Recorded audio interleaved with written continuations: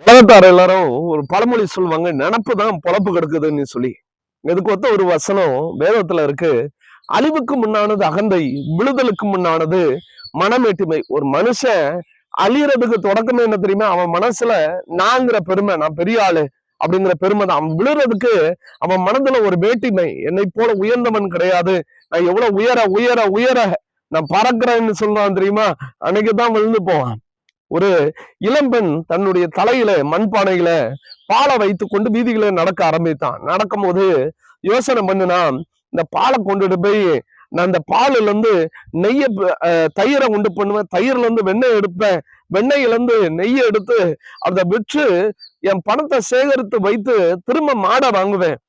ஒரு மாடா இருக்கிறது 2 மாடா மாறும், இப்படி ஒரு பெரிய மாட்டு பண்ணையே வச்சிருவேன். அதனால என்னுடைய வருமானங்கள் பெருகும்.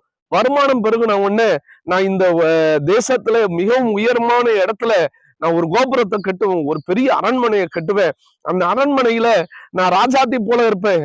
அப்போ இந்த அரண்மனை சைடு ராஜா போகும்போது பாப்பாரு, ஐயோ இவ்வளவு அழகான ஒரு வீடா, அப்ப இந்த வீடு யாருடையதுன்னு கேட்பாரு. ஒரு அழகான பெண்ணு இதுக்குள்ள இருக்கிறா அப்படின்னு சொன்ன உடனே அந்த ராஜா என்னை பாக்குறதுக்கு ஏங்குவாரு. என்னை பார்த்த உடனே ராஜா அவருடைய கன்னத்துல கை வச்சு, ஐயோ இவ்வளவு அழகா அப்படின்னு சொல்லுவாரு. அப்படின்னு சொல்லும்போது தன் தலையில பானையில வைத்திருந்த கையை எடுத்து தன் கன்னத்துல வைத்தா, பானையில இருந்த பாலெல்லாம் கீழே உடைஞ்சு, அந்த மண்பானை உடைஞ்சு பாலெல்லாம் வீணா போச்சு.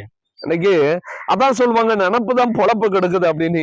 நம்ம சில சமயங்கள்ல நான் உயர்வேன், நான் உயர போயிட்டு இருக்கேன் அப்படின்னு நினைச்சோன்னா நம்ம தாழ்ந்து போயிருவோம். வேதம் சொல்லுது, தன்னை தாழ்த்துக்கிறவன் எவனோ உயர்த்தப்படுவான்னு சொல்லி. கர்த்தர் உங்களை ஆசீர்வதிப்பார். God bless you.